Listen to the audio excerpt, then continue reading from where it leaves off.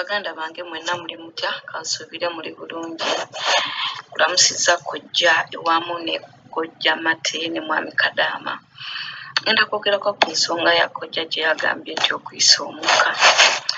Waliwo n'ekirala ekireetera abakyala nti bw'oba ozadde ng'empewo ekuyiseemu, olumu abasawo baba bize tebatera kale tufaako nnyo ate sawa bayinza okufa ku mwana ng'omukulu ne bakuleka nga bakubambye empewo eyo ofuna obusa mwenna mubumanyi obw'ente nga bukalu buteeka ekkajjo gye batunda amasigiri obujjo obwo gye buli buno obujjo bwe tusirirako emumbwa nga tunywa oba akabaati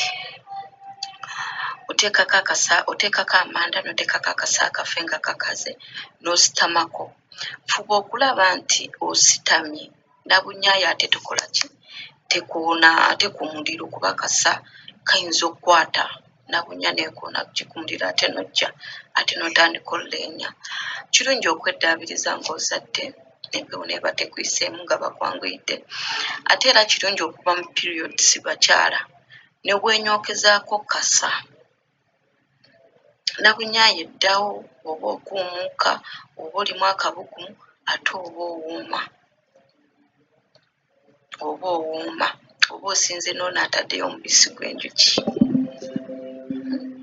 Nazze kuno nga wetuzaala bazadde baffe batunyigisa essanja, manyi ssanja.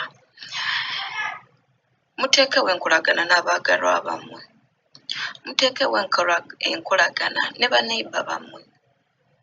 Yambala empale akunyige, yambala empale akunyige. Oyinza oswala, yambala empale akunyige azze amagulu gano ebisambi bino. Tulina engeri bwe tugakola nga tuzaala.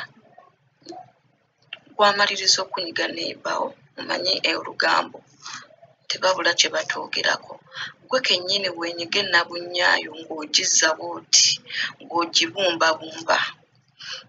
Mugambe akunyige nnyo omugongo, omwami we akunyiga omugongo.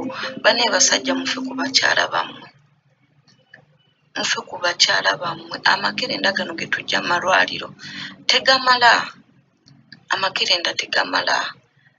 Kati ennaku zino tuzaala, bamaama baffe baazaalanga abaana 8 ku 15. Naye kati ffe ate guno omulembe tuzaala ffe tukaddiye no singa bamaama baffe. Mwana omu nakkutula, baana 2, kati tutuno tuli mayumba g'Abawarabu tunoonya ssente. Ne tukaaba emigongo, ne tukaaba kino, ne tukaaba amagulu lwa nsonga nti abajja muzaddeko tebabafuddeeko, tebaabafaako.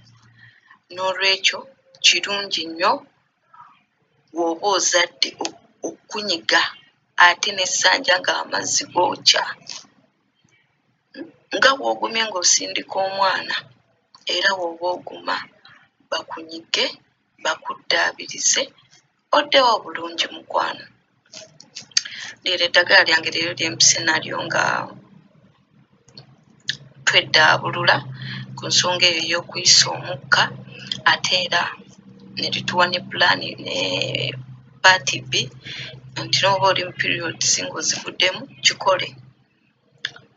Gw'atasobola kufuna kasa mu Lufula bubaayo gye basalira ente, kati ennaku zino ente bazirundira mu kibuga wakati. Osobola okuyita n'akaveerako n'oteekamu n'ogenda n'okakaza n'otandika okwenyookeza. Sitama onyookeze ennabunyaayo oba oli bulungi. Ba mikwano naye nga mbaagaliza birungi, mbaagaliza bisima. Buli omu waasinziira okuwuliza Kadaama TV, mbeere bulungi.